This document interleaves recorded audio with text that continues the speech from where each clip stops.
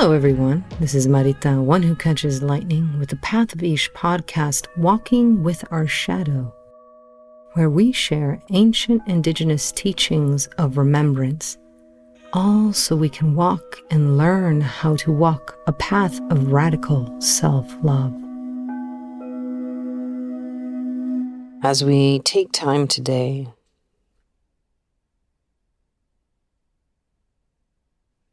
to welcome ourselves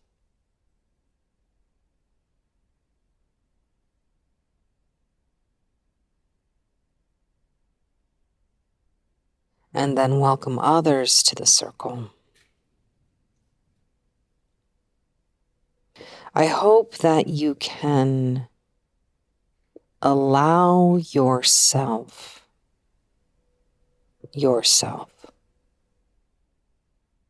And so let us invite you to the circle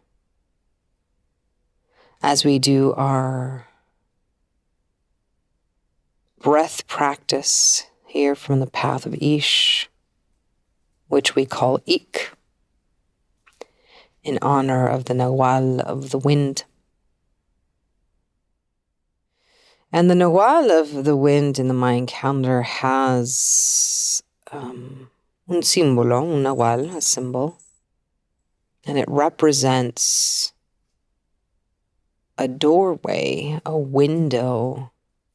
It's in the shape of a T, and it is said that there were many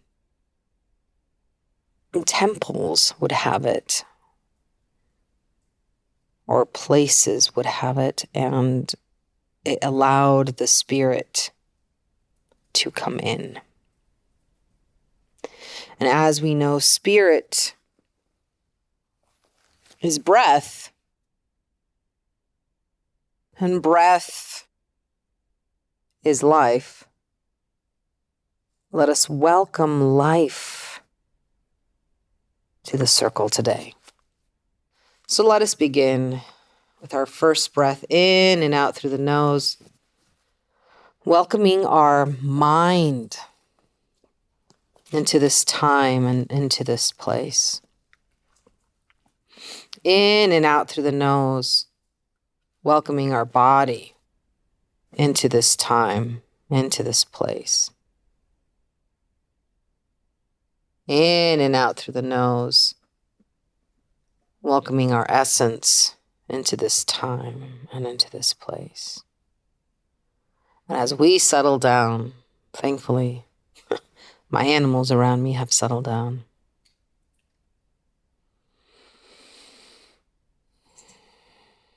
As we allow ourselves to be unburdened, to be held.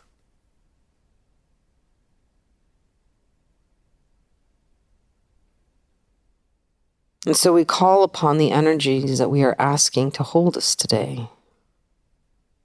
The energy in the direction of the east, the energy in the direction of the south, the energy in direction of the west, the energy in direction of the north, the energy of up above, below, and on this plane. As we ask to enter into this circle of teaching, healing, curiosity, courage, and play.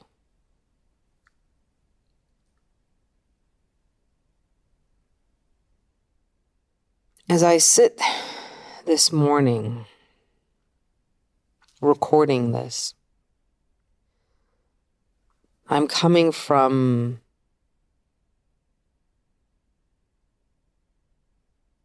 not having a good night's sleep. I was awoken very, very early.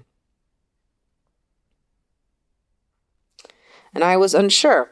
Usually when I wake up at a certain time, it's a signal. And I was unsure why. And I usually don't have my phone near me. But this day I did when I woke up. And I went onto Facebook for some reason and saw that a person that I knew was very ill and passing. And they were waiting for her to pass. And at that moment, I knew that that's why I woke up, that they were there on that rainbow bridge.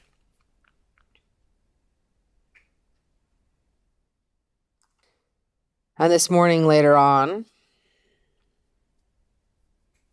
they had updated the status to say that that person had passed.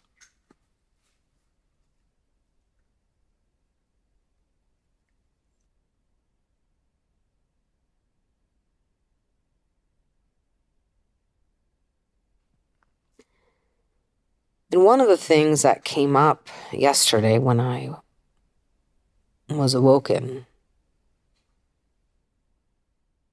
other than the curiosity of why I was awoken, was also frustration and anger that I was awake.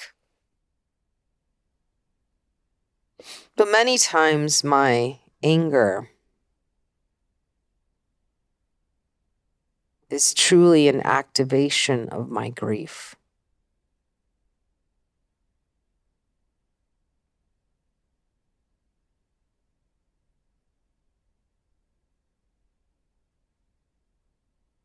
I know of many people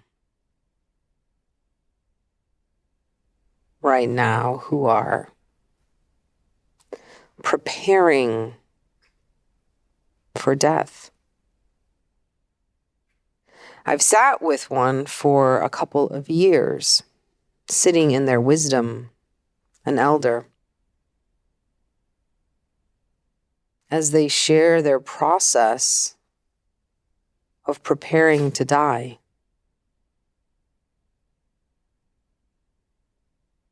And there are moments that I have been in circle with them. I'm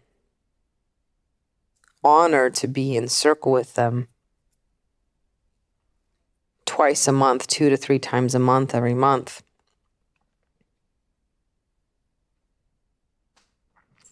And they make it a point to practice. What I mean by practice and practice preparing how to die is that they sit with many people, with many ways, with many philosophies, with many practices.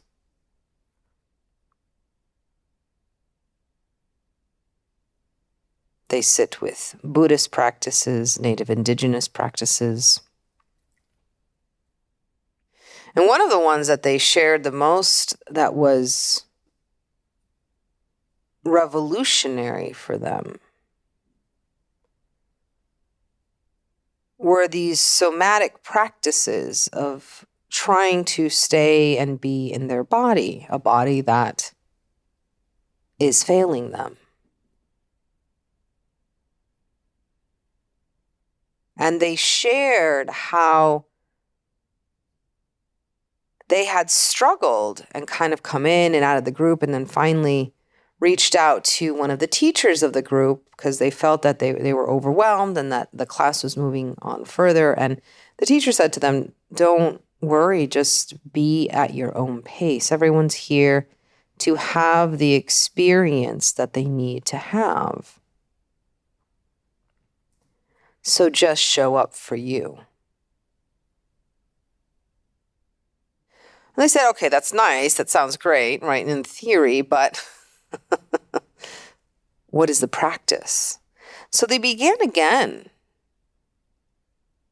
And like all things that begin again, they are the end of the practice. The beginning of the journey, many times, that initial of what you want and what you are seeking is the end. And in this case, there was a somatic practice of sitting,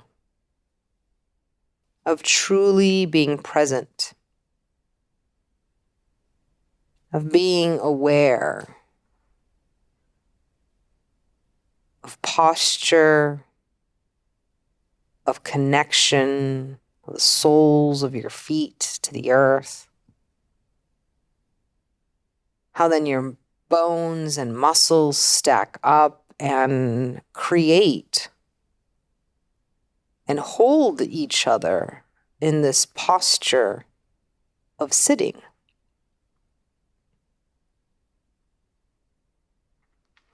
We had some great conversations about that because I had started at that time going to see a Rolfer to help me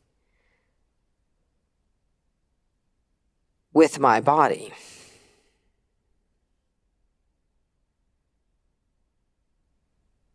And to help me with the alignment of it.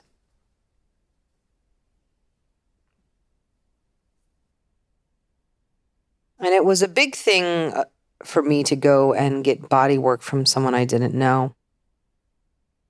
As someone who is trans, you never know how you will be welcomed or not in your body. So to get help for your body from someone you have no idea how they will react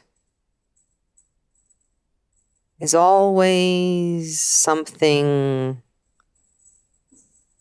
that many times keeps me from getting the help that I need. And to add to that, the last Rolfer I went to sexually assaulted me. So I took more than a moment to get there and to get the help that I needed. But I knew that I needed, and I knew that this was what my body needed, a realignment. I had been recovering over the past couple of years from some major surgeries, and my body, to compensate for them, is misaligned.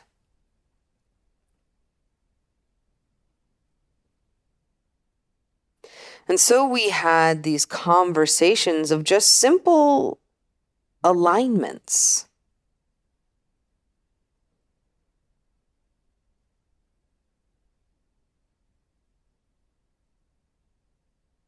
Of how the body is built to support itself. And yet, it's something that we don't even give thought to. We only notice misalignment when it causes pain. And it's many times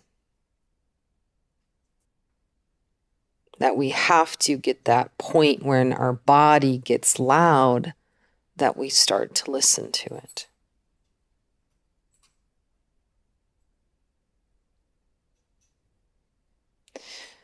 My friend who just passed away, what I come to find out is that they had been sick for 3 days at home, and then they were taken to ICU and were septic. And it took 10 days. They were tried for 10 days to clear the infection of their body, but it had and was beyond repair.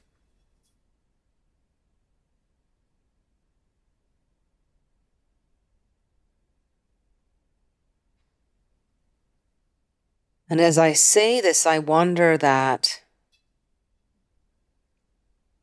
maybe that's how grief shows up at times, or why we grieve, because something is beyond repair. We are conditioned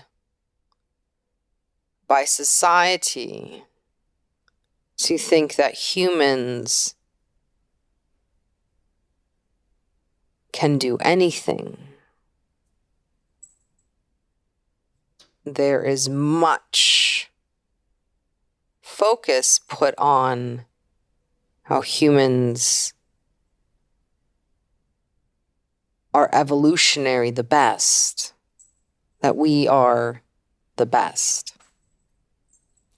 That is not true of all cultures and societies. As you've sat in this circle, you will realize that that is not the case.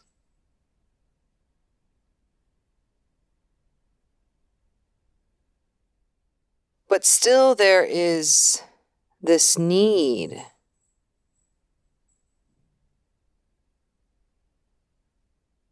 or one might say a drive, a curiosity that is filled only by building things, putting things together in order, or one might say fixing things. And when we can't figure things out, maybe our anger is really grief. The grief that we have reached a limit that we were told we were limitless. Maybe this grief is part of a misunderstanding, not just of capacity, but also this idea that is so tied to fixing things. And we've talked about perfectionism, but here it is showing up again.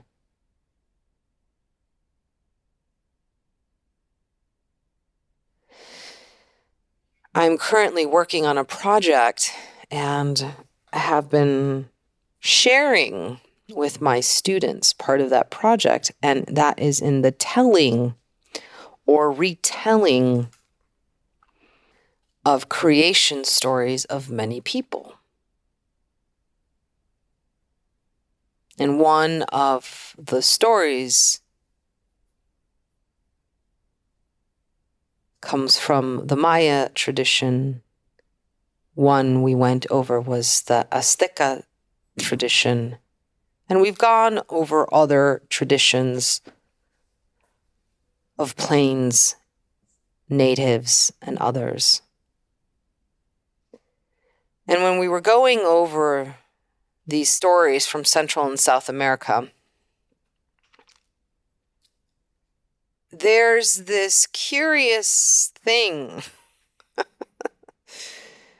There is this telling and retelling of how the energies that created the world made mistakes, that they tried a few times, that the world that we are living now, as many call the fifth sun,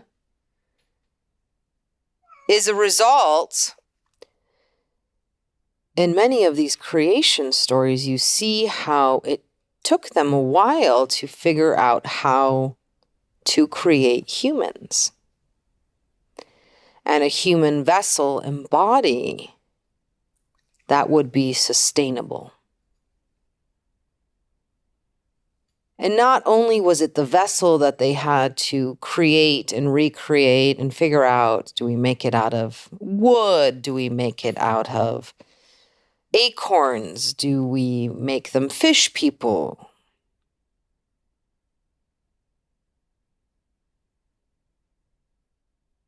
But there was also the ability of creating a vessel that could house within it a consciousness of its creation, a curiosity to seek the answer, to give thanks. And that curiosity meant that this human vessel would have a mind, not just a body, and a spirit, an essence. For the mind would lead to curiosity, mechanically how it was set up, and mechanically how it was set up to be curious and to solve problems and to seek. And the essence as well, a longing for.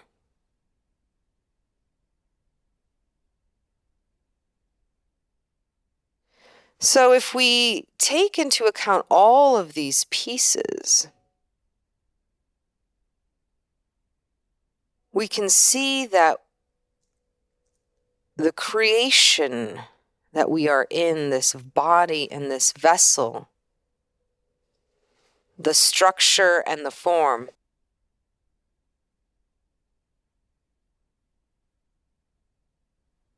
hold a perfect balance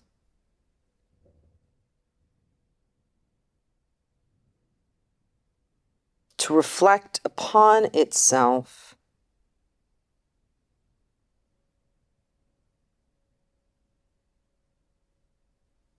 and it is something that we call evolution.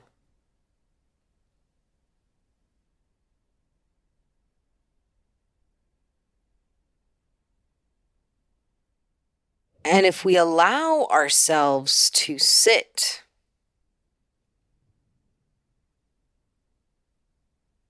with evolution, not of a conquering of genetic traits, but an adaptation, something that adapts because it is reflective upon itself.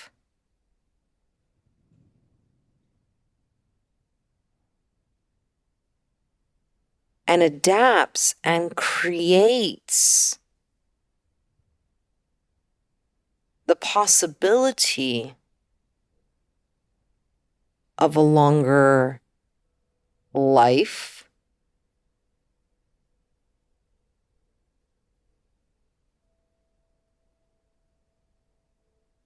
because the longer the being lives, the more lessons, the more information it has on how to adapt, evolve, and reflect. Yet part of this evolution includes death.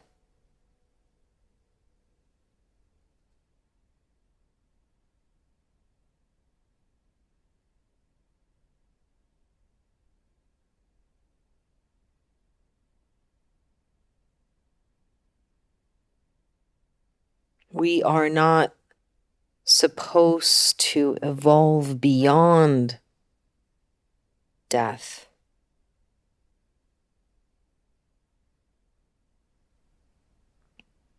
Death is the practice. It is a practice that we have for our time on earth to prepare for that part of our evolution, the beginning and the end.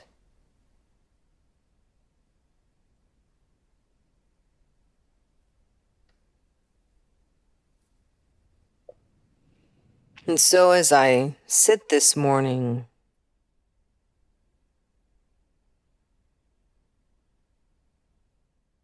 witnessing the passing on of a body,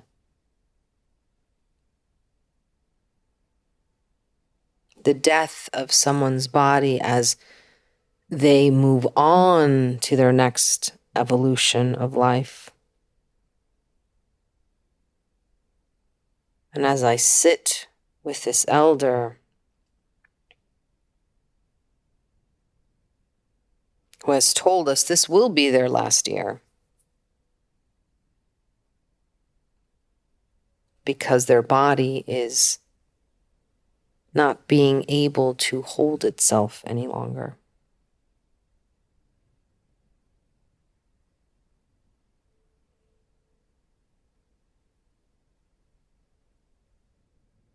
We come back to this idea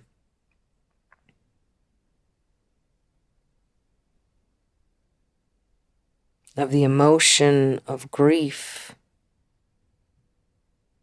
being because we can't fix something. There's a finality, an inability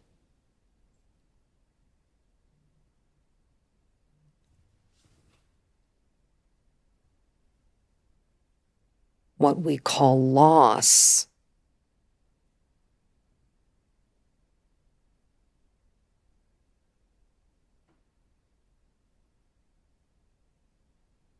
That is woven in to the pattern of evolutionary grief.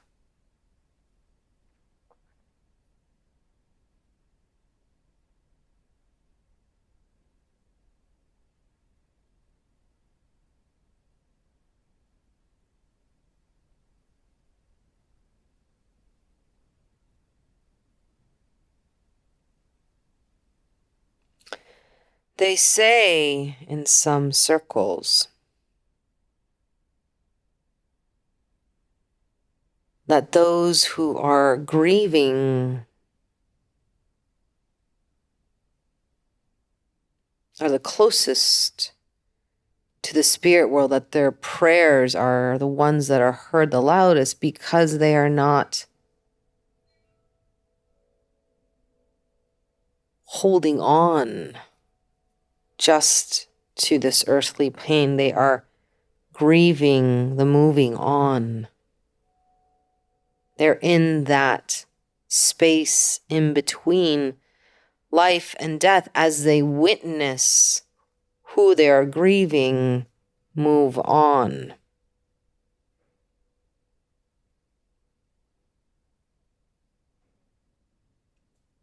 And the prayers come from people who are aware and are not fighting.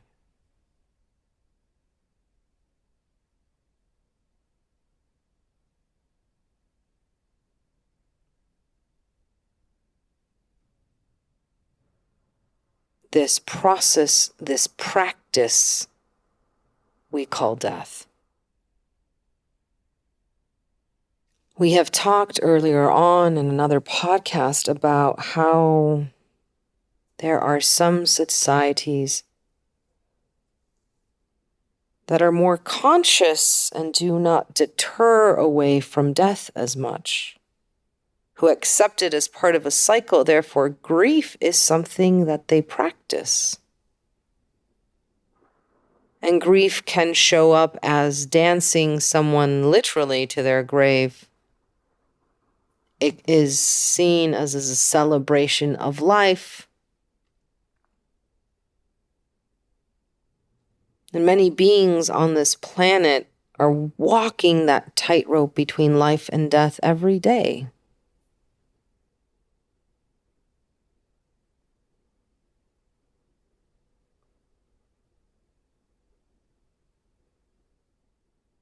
Yet we are sold distraction in contemporary world. We are sold the promise of defying death.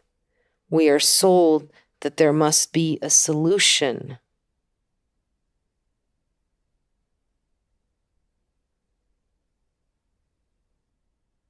The quest to defy grief.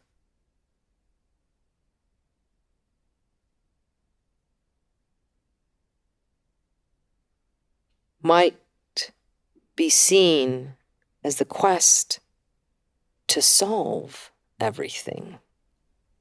In this case, figuring out how not to lose life. Or in this case, more particular, how to keep the body functioning forever. It is as if this curiosity and the ache that we have, that we were created with, instead of it leading us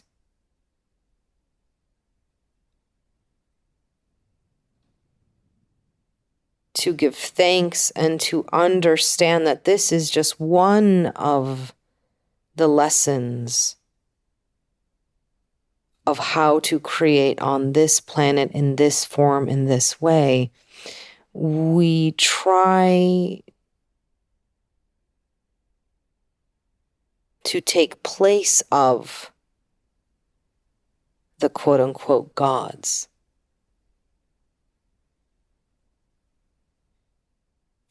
In other words, we don't recognize the limitations and the lessons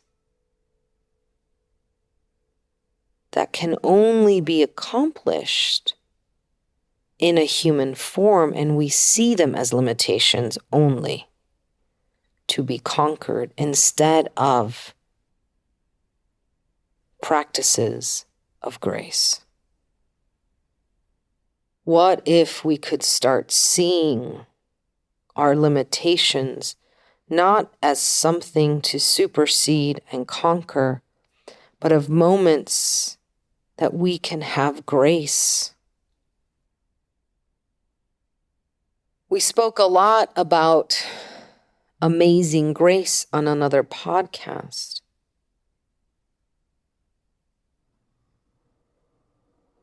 And so we will continue with grace, not just as a noun known from the Oxford Language Dictionary as a simple elegance or refinement of movement, or as courteous goodwill, or as a verb to honor or to credit, but more theologically as something that is spontaneous. And what I love about this is then again we are given this idea, this big bang, this spontaneous creation, this movement of energy, of grace, is similar or equal to, one would say, the spontaneous creation of the world, in the sense of the energy that it takes to create. We are, of course, using metaphors and not going into the physics and the science of things, but looking at grace as a spontaneous energy that has a ripple effect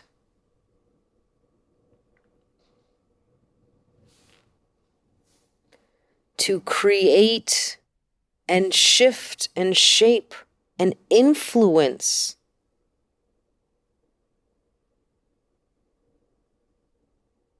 regeneration.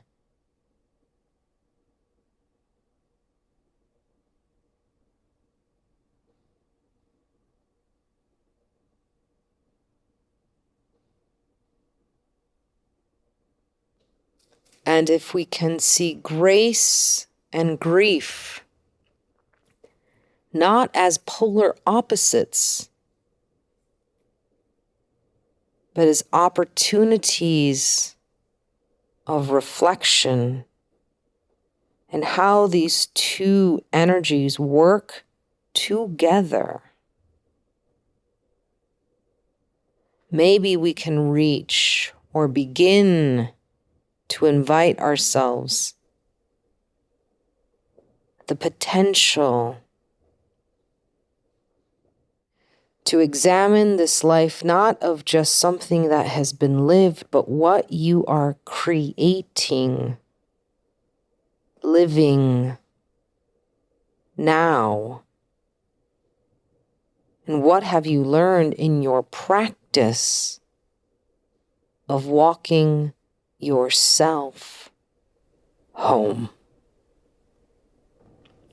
And to do so, with gratitude, grace, and thanksgiving.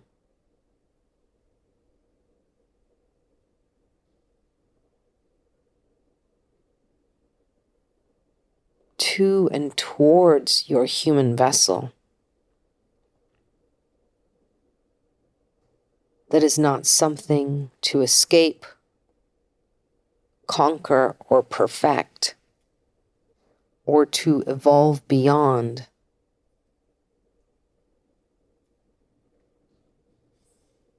but is the perfect place for this journey. So in honor of those who are passing and those who have passed, let us take a few minutes of silence.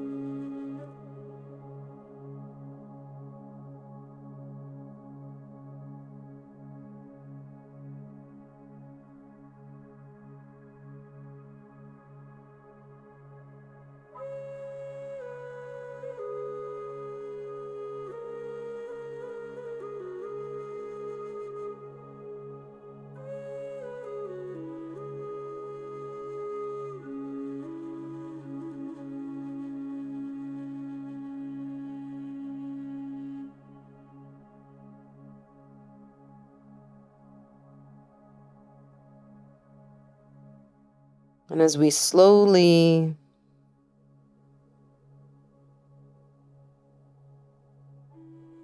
come back full circle around, recognizing that in the beginning and before the beginning, before light, before sound, there was stillness. And so our return to it, or our moments of stillness, allow us to remember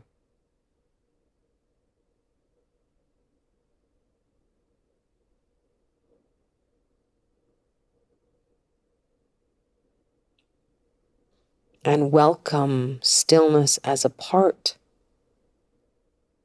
of what we come from.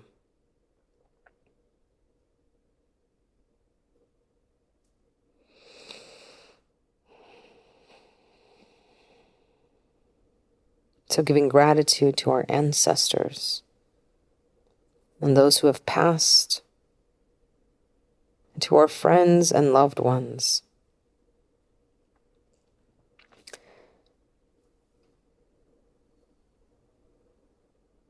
And I will share a prayer that I try to pray every day, and that is for all those souls entering into this world, and for all those leaving. May today they experience love, the grace, of love. So with gratitude to the directions of the east, the south, the west, and the north, those above, below, and on this plane that have held us, Shade. Once again, it is with deepest gratitude that I bow to you for joining me on this podcast, this episode, this circle, this plática, this meditation, this remembering. I hope that you have stayed curious. I hope to see you in the circle again next week. So make sure that you like or follow. Until then, may you be blessed with abundance of peace and radical self-love.